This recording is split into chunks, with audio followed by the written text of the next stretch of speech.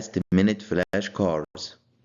Child with a history of pollen allergy develops rapid onset of itching, swelling of the lips, mouth, and throat when eating raw fruits and vegetables.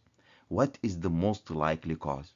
Oral allergy syndrome. What is oral allergy syndrome? Is cross-reactivity with pollen. So this child, for example, is having cross-reactivity between raw fruits and pollen. So the best way or the best treatment for oral allergy syndrome, avoiding offending foods, for example, by peeling or cooking them. How long do the allergies to peanuts, tree nuts, seafood, and fish last? Allergies to peanuts, tree nuts, seafood, and fish is a lifelong allergies. While allergies to milk, eggs, and soy, most of the children will outgrow by 5 years of age.